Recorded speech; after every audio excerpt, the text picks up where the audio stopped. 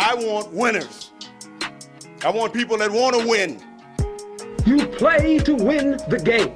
You don't play to just play it. You got to put your money where your mouth is, Pete. It's not gambling advice.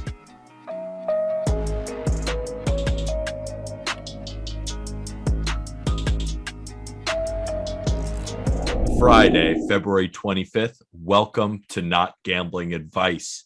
Today, we are ranking first baseman 10-1. On Wednesday's episode, we did 30-11. Colby Olson is joining me once again with his dog. What's up, dude? How's the puppy in the background? Dude, puppy is licking somewhere he should not be licking right now. But he's doing well, and I'm doing well. I'm excited to get into the top 10 first basemen, right? We let up with 30-11, but we're getting into the real meat of the first baseman. I'm hyped. And we would go over 30-11, but we'd like you to go listen to episode 3 of Not Gambling Advice, or you can find our full rankings on justbaseball.com as well. That should be up by the beginning of next week, but the catcher rankings are already up, as well as episode 2 of Not Gambling Advice, where we rank the catchers 30 down to 1. So Colby, we were having a little bit of a text debate earlier on two guys within our top 10, and we decided 7A and 7B, but we're going to get to that a little bit later. Talk about the incredible nature of first base, the fact that every single one of these guys is going to hit. But before we get into the top 10, what's your strategy when drafting first baseman? It's a really good question. I mean, to start off, I would just like to give ourselves a pat on the back for being so diplomatic with how we handled that process. Like, with so much polarization in our world today, we came together, found a middle ground, and said, you know what? We'll duel it out. It's okay that we disagree. It's okay that we disagree. People should disagree. That's the point. It kind of makes our podcast more entertaining too, because if we're both at the same time being like, we both exactly agree, we came to the exact same conclusion, and here it is. No, we need a little bit of mustard. You need a little bit of firepower. You know what I'm talking about? That's what we got. Would not be genuine. We're genuine dudes. But yeah, so getting into the strategy of first base. I think, fantasy baseball drafting is all about finding value, but there's just so much value to go around with first baseman that in the first 10 rounds, I'm usually not going to take a first baseman. I'm probably taking a guy in that 100 to 150 range, like a Rhys Hoskins, or even waiting for a guy like Alex Kirilloff. Like, he could start on your team and be very, very good, and you're getting him very, very late. And that's not to say that you shouldn't take one of these guys in the top 10 if you find really good value, but a lot of these first basemen are not going to get you stolen bases, and stolen bases are at such a premium in fantasy baseball that it's so important for you to get stolen bases in those first 10 rounds, along with getting pitchers. Yeah. Right? It's not just a hitter's game. There's pitchers there too. So yeah, I think that the top 10 is important, but for me, my strategy is getting that value, in that 10 to 20 range of the first baseman. Totally understand what you're saying, because when it comes to the first base position, they're all going to hit, and it's all so loaded. We're about to get in the top 10, but when we went on the other episode, there was 5 to 10 dudes who I would love to have on my fantasy baseball team.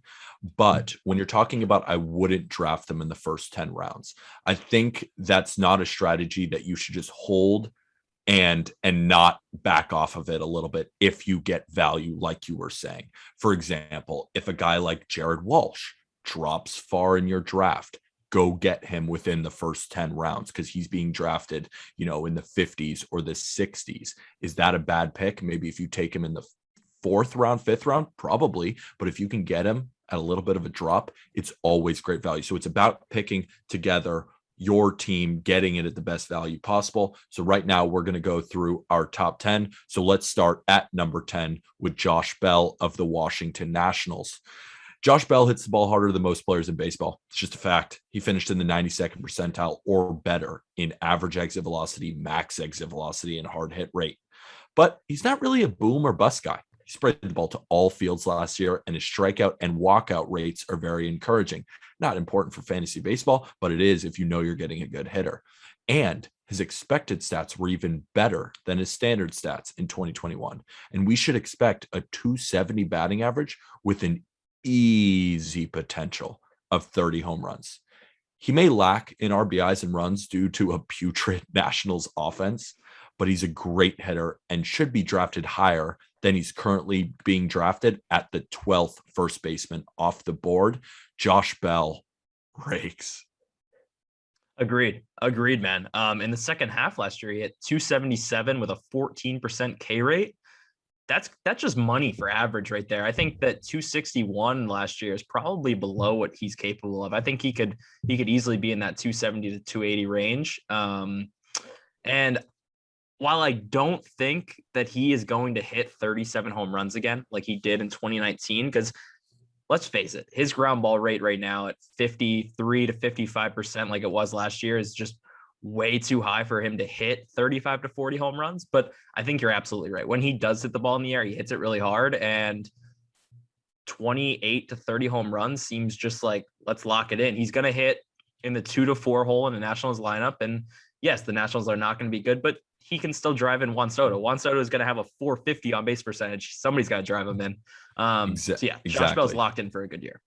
And I think that Josh Bell in that lineup is going to probably see a lot of pitches to hit. To your point about Juan Soto getting walked all the time, he's kind of the guy that has to do the damage, has to drive in the runs. He might sell out a little bit more for power this year.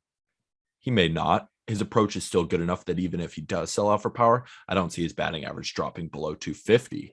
And I think just Colby, the guy hits the ball just straight up harder than pretty much everybody else in baseball. If he could just get a little bit more lift on the ball, could easily see 30 home runs. And I think that's a standard that we should expect. I think 30 is what we should expect. Yeah. I mean, he could definitely revert back to what he was doing. Like in 2019, his ground ball rate was like a more sustainable 45%.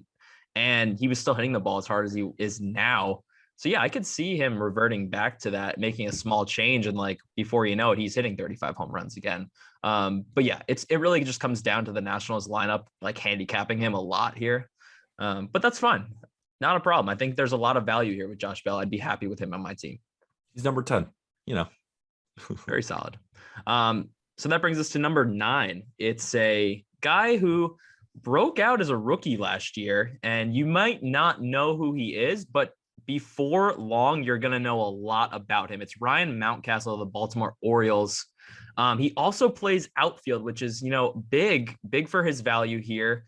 Last year, he hit 255 with 33 home runs, 77 runs, 89 RBIs, and sprinkled in 4 stolen bases.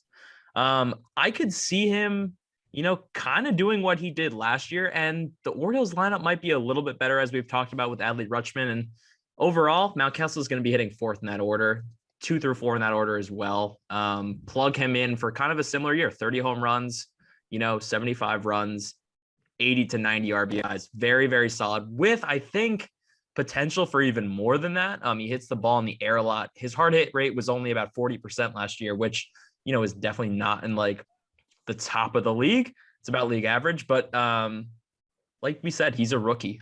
I could definitely expect improvement here from Mountcastle next year.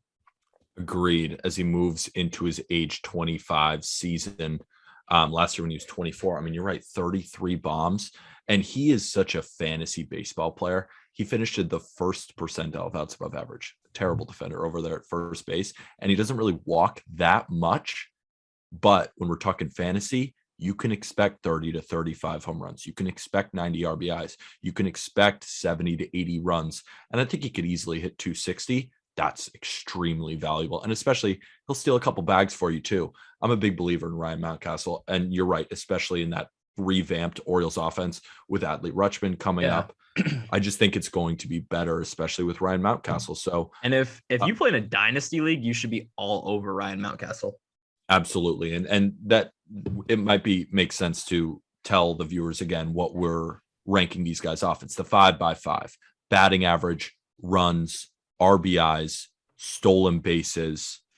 What am I forgetting? Home runs. It's pretty important. Home runs. And but yeah, and it's redraft. So right, it's just a 1-year draft just for this next season. So Mountcastle, could be a guy that by next season we're talking about is like going into his 3rd season as solidified himself as like a top 5 first baseman. I don't think top 5 because there's too many first basemen. But number 9 for a guy that was a rookie last year is that's hype. That's hype. It's hype.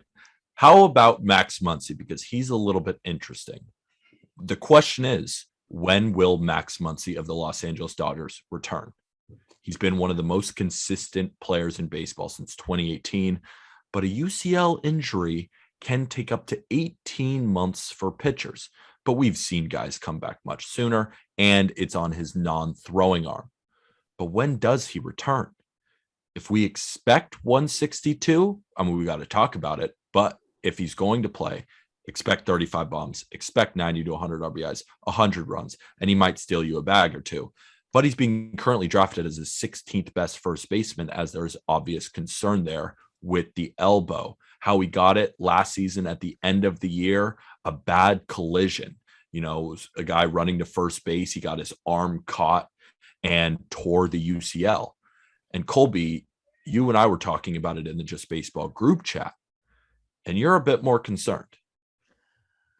It's not that I'm concerned that he won't eventually come back and be healed. It's just a more of a concern that we haven't heard anything, right? So the last report we have is Muncy said Monday in an appearance on MLB Network that he isn't healing as quickly as anticipated after he sustained a torn UCL in addition to a dislocation of his left elbow in October. That's what happens when you do some serious damage to your body. A torn UCL is a slow process. That was back in November of last year, and that's the last we've heard of that, right? Obviously, they're in a lockout. There's not much to talk about here. But the fact that he was saying it's been a slow process to begin with, and that recovery was not as quick as he expected really, really does worry me. And like, could this be a lingering thing throughout the year? Even if he does play opening day, does he re-aggravate it? Does something happen? Like, I'm staying away from Max Muncy for that reason. He's such a good player. No, 35 home runs on command, it seems. And checks the boxes in terms of everything across the board, plus the defensive versatility around the infield. And will he get outfield eligibility? I don't think so. I assume but mostly it's going to be first base, second base. Second base eligibility makes his value so big. But yeah, you just can't be the guy to draft Muncy and have him be hurt. He got hurt in October, at the beginning of October. April, that's October, November, December, January, February, March, April. That's 7 months. It's a quick recovery. I know it's his non-dominant throwing arm, but he's still got to swing it with a reconstructed elbow. I agree with you. I think he's going to be okay, but he's not a guy that I want to draft very high when there's other guys who I think are just more solid options who aren't injured. But that's the thing with Max Muncy. If you are able to get him and he is healthy, what a freaking steal. It's a risk, because he could be like one of the most valuable players in fantasy baseball. It's a risk. And I mean, let's like, we're just two people here. We even talked, Arm was not nervous about this, right? Arm was like, okay, he's going to be fine. But still, their interest in Freddie Freeman as well has made me a little bit skeptical of this as well. Like, if they're going so hard after Freddie Freeman, are they trusting Muncy to be healthy, or are they just like, Muncy will play second base because we don't have Chris Taylor anymore? Or did they? No, they got Chris Taylor. Re-signed. Oh, wait. Yes, yeah, they have. No, wait. We're too deep in this lockout. They have Chris Taylor. They have Chris Taylor. Oh, that's funny. We're like, did he sign with the? No, he's man. We're getting like stir crazy. We might have to go refresh ourselves on who's playing where. But I digress. Number 7 is Jose Abreu. Okay, wait. This is actually where it gets different.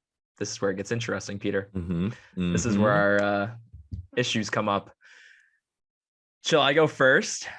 Go first. Okay. So 7A and 7B are, should I tee up who you're going to talk about?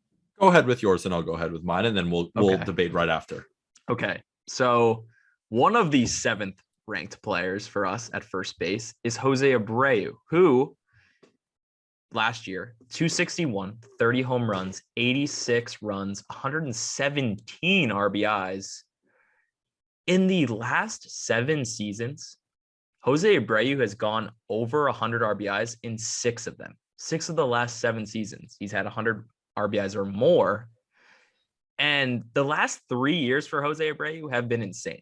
In 2019, he had 123 RBIs. In the shortened 2020 season, he won MVP. And then in 2021, last season, 117 RBIs. That is an insane 3-year run.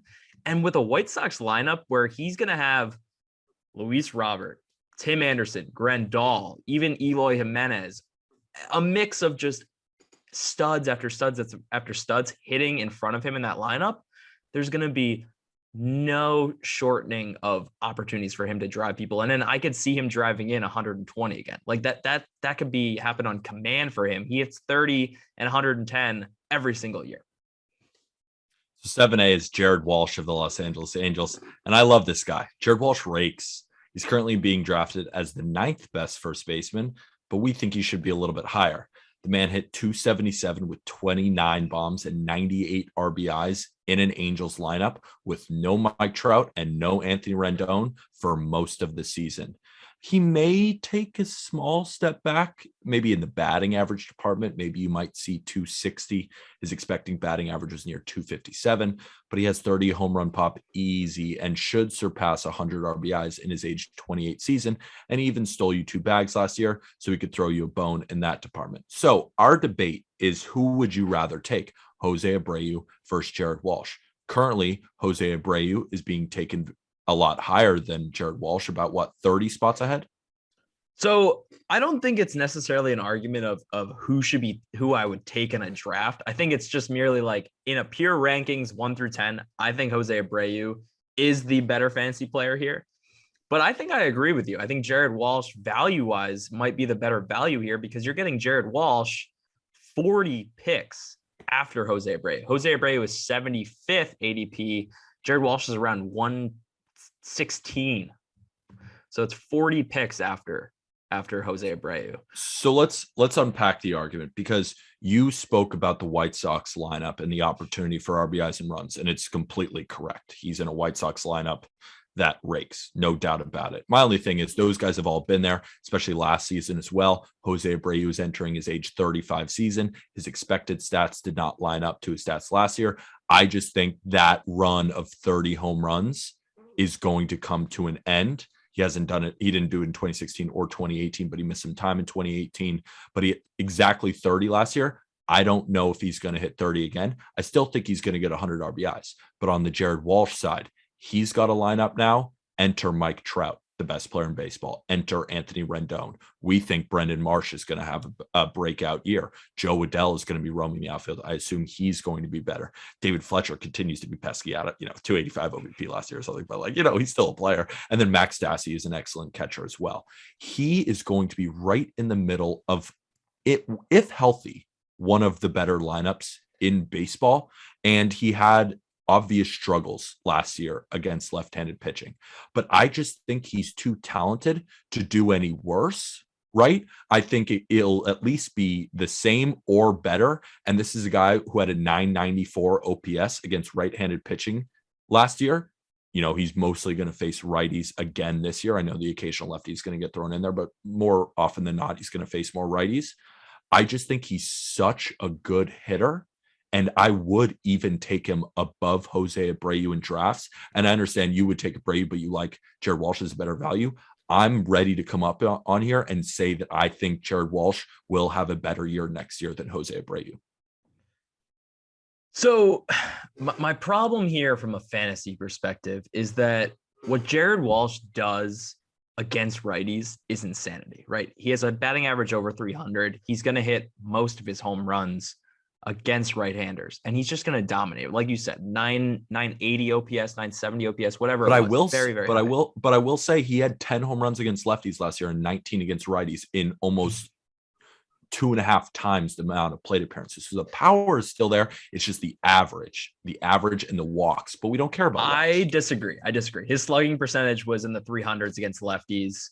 He's not going to hit doubles against lefties. He's clearly a terrible hitter against lefties. His batting average is in the hundreds against lefties.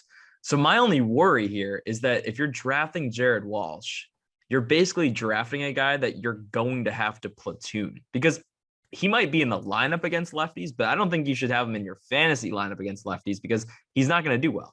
And there could be value there, right? Because if you're drafting a guy that's going to hit 300 against righties, and then you have another first baseman on your team that you can plug in when Jared Walsh is facing a lefty, that's fine. But if you're in a weekly league, that's going to hurt you, right? So it just comes down to like your individual circumstances and how you want to play Jared Walsh, because I don't think drafting Jared Walsh to just put him in your lineup, set and forget is the way to put him out there. You're going to have to tinker with him. You're going to have to pay attention to who Jared Walsh is facing day to day. I guess, in my opinion, I don't think he's going to be as bad against lefties as he was last year. It was a bad year in 2021. There isn't much data because he hasn't played that many games in baseball. But if you look at 2020, if you look at 2019, it's super, super small sample size. But he at least played appearances against lefties in 2019. Come on, Pete. Like, but then 80 in 2020. Like what? And he wasn't that good. But what you're doing is you're taking the entire 2021 season, saw that he was bad against lefties, and then saying for the rest of his career he will continue to be terrible against lefties. And I just think I don't agree with that. I think that he can improve against left-handed pitching because he is a talented hitter. He knows that he struggled against left-handed pitching. I bet that he's taking a lot of this offseason to get better. And that's why I'm saying, even still, he finished the totality of 2021 with a better overall year than Jose Abreu had. And I think if he improves slightly, maybe above slightly, he'll have an over 900 OPS and be one of the better first basemen in baseball. I can't sit here and just be like, all right, 48 WRC plus against lefties, because he had it in 2021, he will then be bad in 2022 and be out against lefties, and you can't start him. I don't know if I can get around to that, and it'll be super interesting to see next year those adjustments he makes, because I'll bite my tongue if he makes no adjustments. That's on me. But if he does, like, we got to talk about it, because he really is. I just think he's too talented for a 48 WRC plus against lefties next year. See, this is the conundrum, though. Like, this is what we say about so many guys with ground ball percentage. Like, we've been saying it for years with Eric Hosmer. It's like Eric Hosmer is just too good of a player to not. But he's not too good of a player, though. But he is, dude. Like, he is. Like, these are MLB players. They're professional athletes at the highest Jared Walsh level. is way better than Hosmer. I'm not saying that. Of course. I'm trying to say, like, their mentality, right? They're yes. The best players in the league. They know that they're working at their craft every single day. And obviously, I think Jared Walsh is trying to get better at hitting lefties, but sometimes it just doesn't work for left-handed hitters. It just doesn't work. So, like, until he shows that he can hit lefties, I am not. I'll buy it then. I will buy it then.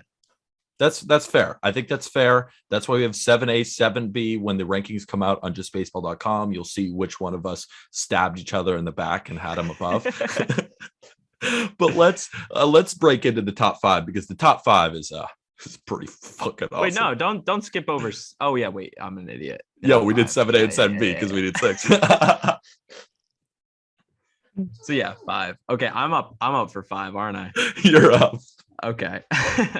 Number 5 is a guy that I mean, these 5 you should know, but number 5 is a guy that, when it all is said and done, we might be talking about him as a Hall of Famer. He probably gets my vote right now to be in the Hall of Fame. It's Paul Goldschmidt of the St. Louis Cardinals, who last year hit 294 with 31 home runs, 102 runs, 99 RBIs, and amazingly, he stole 12 bags, which was a career high since 2016 or 2017.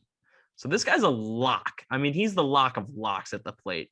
He's hit 290 or above in 8 of the last 9 seasons, and he's eclipsed 30 home runs in the last 4 full seasons, if you exclude 2020, obviously.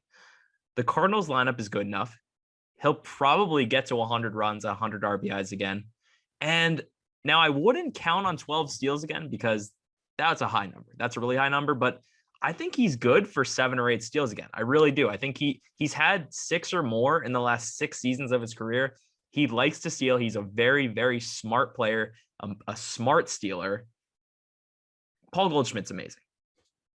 Nothing not to love about Paul Goldschmidt. See, that's the thing. It's like when we say we don't want to draft a first baseman in the first 10 rounds, but if you see Paul Goldschmidt drop a little bit, he's so solid, and you know what you're going to get. And you're why getting it's the like steals. you're getting the steals, which not a lot of these first basemen are going to steal that many.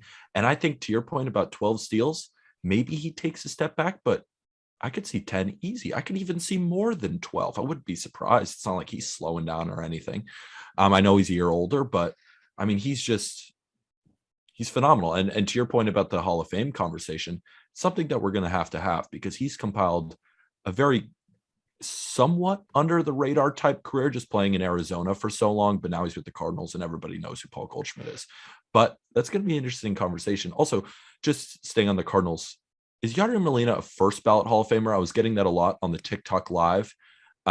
People asking about that. And I was like, I don't know if he's a first rounder. He's a Hall of Famer. I don't know if he's a first ballot Hall of Famer. He might be. I mean, it's tough. That's a tough one. I think that's a really, really tough one because, like, to most casual MLB fans, if you polled them on that, he'd probably be a first ballot Hall of Famer. And, like, he probably is. He's going to be close. I'm not going to say he is. I think he's going to be close. I don't think that Yadi was like, he's not the best catcher of all time, which a lot of people might say. Johnny Benches. And he's probably not even like in the top 5, but that's okay. Probably not. I don't think he's a first ballot guy. Do you think he's top 5? Because it's funny. It's like a guy like Pudge Rodriguez who did steroids versus Yadier Molina. Like, who's better? I mean, Pudge had better numbers and defensively, but the steroids. So it's like it's an interesting conversation. But he's up there with the greats, like with the Yogi Berras of the world. I watched a great Foolish Baseball video, and it was basically Yadier Molina is very similar to Yogi Berra, but Yogi Berra's got 10 chips. 10. Do you know that Yogi Berra's got 10 chips? Those Yankees teams back then were just nuts. Disgusting. The 30s were nuts. I mean, the 30s, the 50s were nuts. You know, the 90s were nuts. They did pretty well. 27. It's not bad. Until you were born. They're like, Peter Apple was born. We're gonna stop winning. No, it's funny. I was born in 97. They won in 98, won in 99, and 2009. Yeah. So let's talk about another New Yorker. Let's talk about another New Yorker. How about Pete Alonso of the New York Mets at number 4?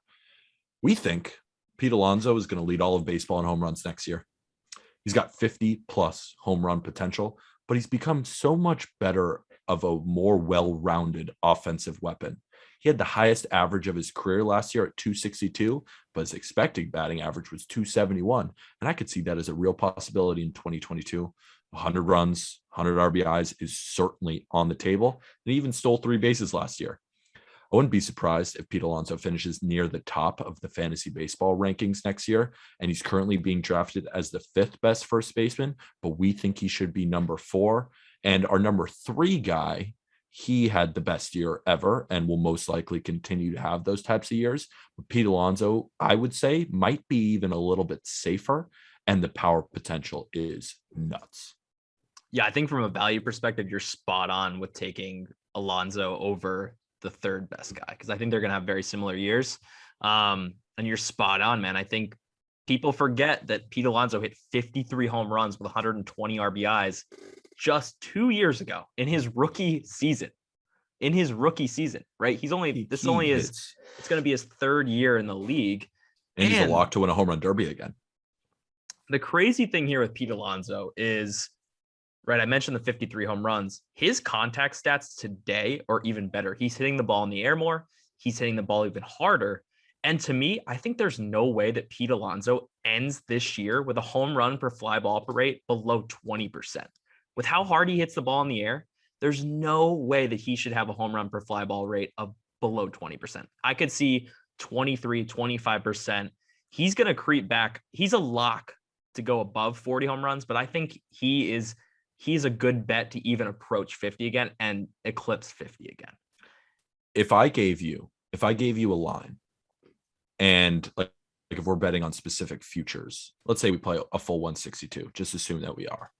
If I gave you 44.5 home runs, that's the line for Pete Alonso. You going over or under?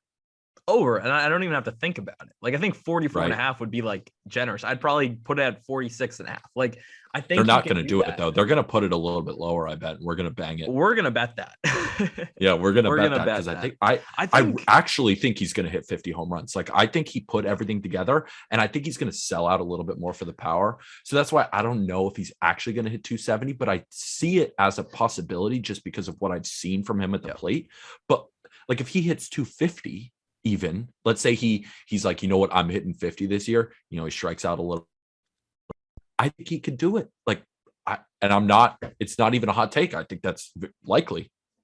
Yeah, I think it is likely. And before we get into the number 3 guy, I think it's important to mention also the Mets lineup was absolutely anemic last year. Like, Terrible. It was like COVID spread through their whole entire clubhouse, but instead of COVID, it was like the inability to hit. Literally. And they're all good players. They just all had down years. Francisco they all had down Lindor, years. Dom Smith, like all of them. I don't expect that to happen this year. And with Starling Marte being added to this lineup, I think Lindor is going to have a bounce back. Pete Alonso is going to have a lot of RBI opportunities. He'll have over 100 again. I don't think we're going to see a year where Pete Alonso has what he had last year. 94 RBIs. He's going to have 110 at least next year. Starling Marte is going to steal a bunch of runs, and with a healthy Brandon Nimmo as well. I'm excited for the Mets team. Yeah. So that brings us to number 3, who this is a cousin of mine. It's Matt Olson of the Oakland Athletics for now. So last year, 270, 39 home runs, 101 runs, 111 RBIs, 4 stolen bags. The question with Matt Olson is, where is he going to end up?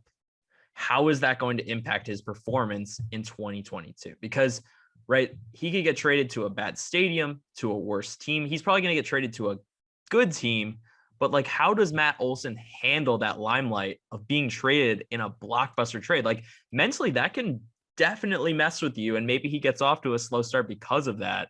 Maybe he's comfortable in Oakland, right? The eyes are not always on you in Oakland. If you go to a team like the Yankees, where reporters are going to be at your neck if you don't start those first, 30, 40 games with a bang.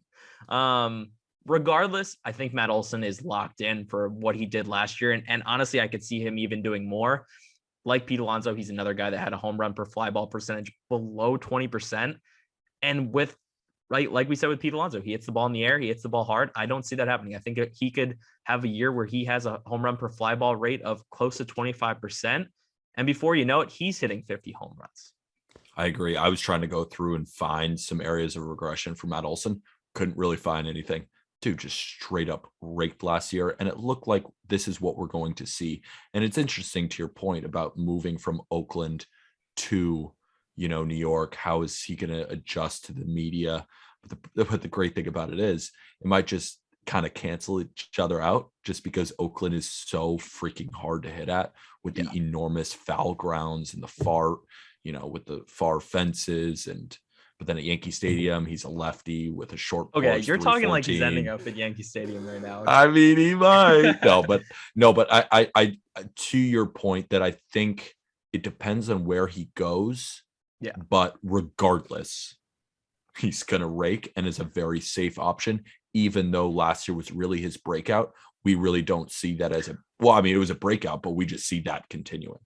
It was a breakout into stardom. Like, it was a breakout into being a star. And I could see him being better. Like, I really could. I did the same thing as you, Peter. I went and I was like, where can I pick a hole in this guy? Yeah, and, literally. And I came out going, wait, he's going to be better. Holy yeah, shit, I agree. I was like, this guy rakes. Like, he's so good. I was watching more film too. And I'm like, God, this swing is gorgeous. Swing is so. And just besides fantasy baseball, awesome defender. Like, besides fantasy, he's ranked number 3 in our fantasy baseball rankings, but he is a definitive top 5 first baseman.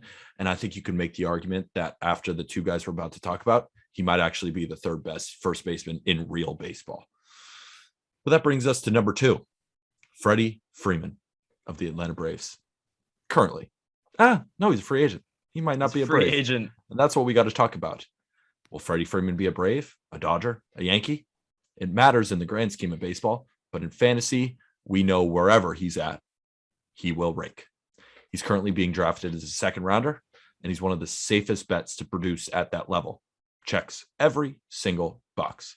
He's most likely going to hit 300, He's going to hit 30 home runs. He's going to drive in 100, and he's going to score like 110. I'm not just going to say, oh, he's going to score 100 and drive in 100. No, he's probably going to get 110 runs. And he even stole 8 bases last year. And he has more stolen bases since 2019 than Mike freaking Trout. He has 16 stolen bases since 2019. Trout has 14. Obviously, Trout is faster, and he has dealt with injuries. But I thought that was a funny trivia question that I had today on our TikTok at Just Baseball Fans. You know, Freddie Freeman could run a little bit. He's just such a good player. I love him to death. He has 6 stolen bases, or more than 6 stolen bases in 5 straight seasons. I did not know. Like, I mean, it's not that I didn't know that about Freddie Freeman, but like, the guy can run. He can run a little bit. It's like some things that you know, but when you see the numbers actually on paper, it's just kind of like, oh, the absolute number that always does that to me is when Shohei Ohtani stole 26 bases. Like Fernando Tatis stole 26 bases. Like that number, just reading it, is just blows my mind every single time. And I think that's the thing about the stolen bases, Freddie. They're not going to blow you out the water, but the fact that you're actually getting value from a guy who is one of the best also in every single other box, it's a no-brainer. I just don't know if I'd take him in the second round. It depends who your first round pick is. Like, for example, if I have the first pick and I went Tatis number 1, and then I went Freddie and a pitcher, I'm feeling good just because of how many outfielders there are. Yeah, but then again, you got to, you know. I don't think I can justify taking a first baseman in the second round. Like, I know, it's just but like it's Freddie though. Like, you know, it's Freddie, but like, would too. you not like rather Kyle Tucker, dude? Like, yeah, I'd probably take Kyle Tucker, but maybe like, Kyle Tucker get drafted before Freddie Freeman though. He probably does, right? He probably does. Yeah, that's the thing. Or like even like Luis Robert could hit 300 with 30 home runs and even more stolen bases might go earlier than Freddie. I think they're in that same. I mean, like, okay, let's pull up ADP right here. I think this is a great conversation to have. Yeah, I agree. So Freddie is 20th ranked fantasy player by ADP right now. Ahead of him is Ozzie Albies. Right ahead of him, Luis Robert. Right behind him is Brandon Woodruff, Manny Machado, Starling Marte, Yordan Alvarez. But yeah, I mean, I think that's a great point, right? You're like, I think that might be the spot for a pitcher, right? Or you're looking for one of those guys that does fall. If a Luis Robert does fall right there. Like let's say you go Tatis, Freddie, Shane Bieber, or someone like that.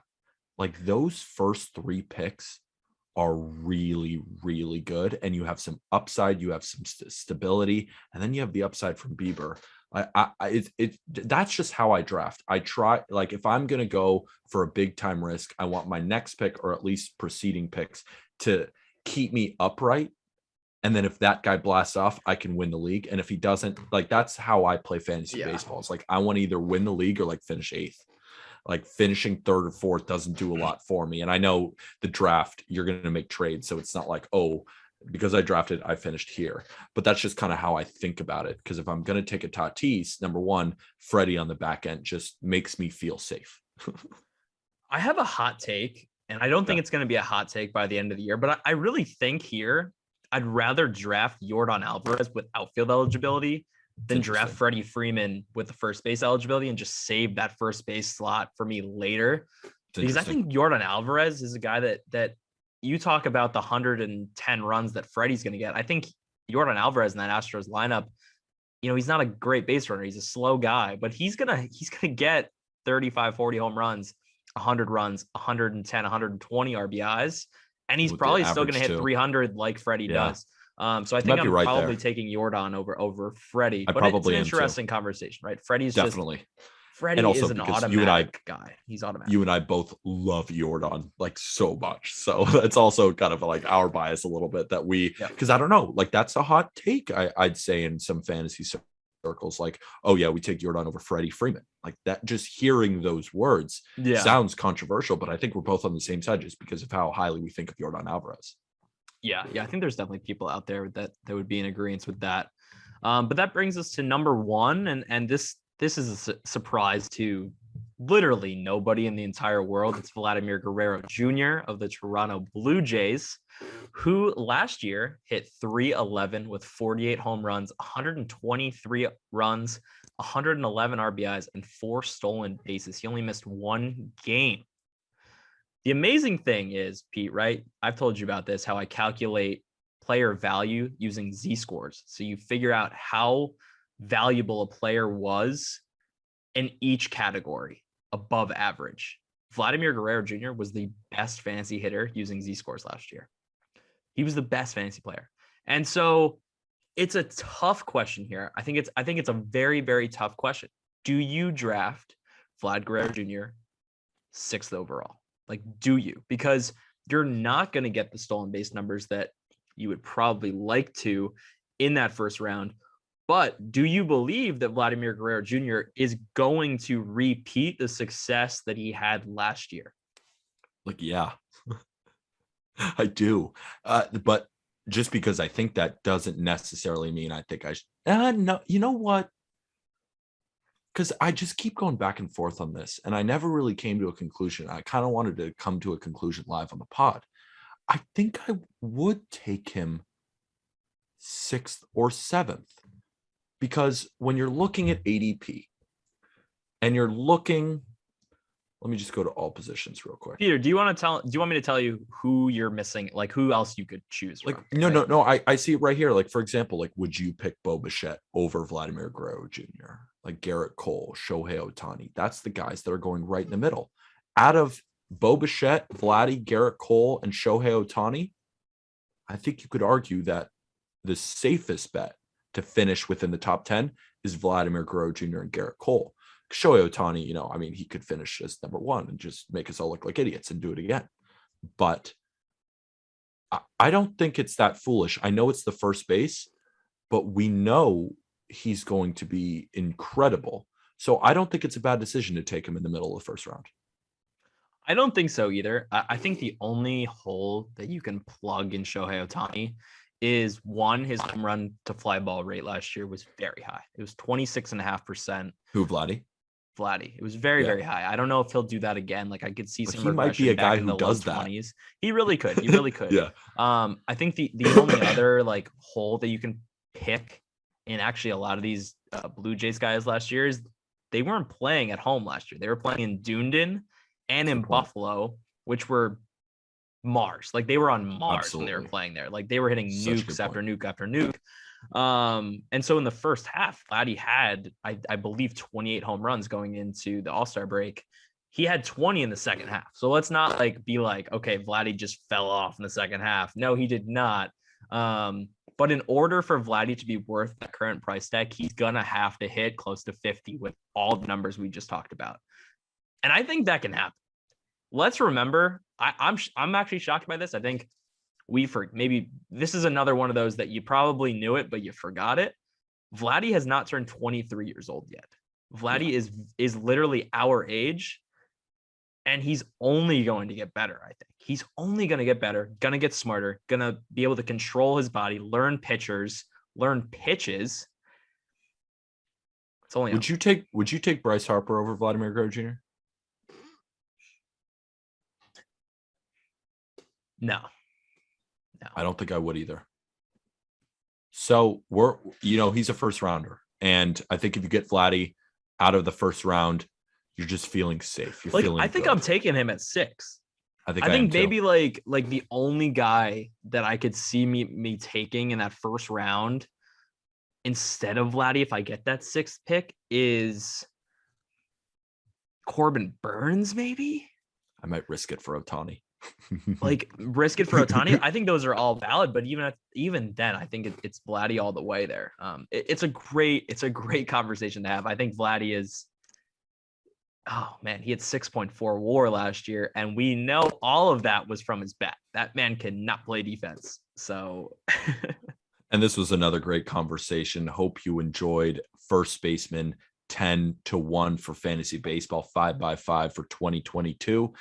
Give us a follow on Twitter, because I think, Colby, you and I should poll Jared Walsh or Jose Abreu for fantasy baseball. Just see what the people think. So if you want to find that poll and you want to find a lot of the links to this podcast, check us out on Twitter, gambling_advice.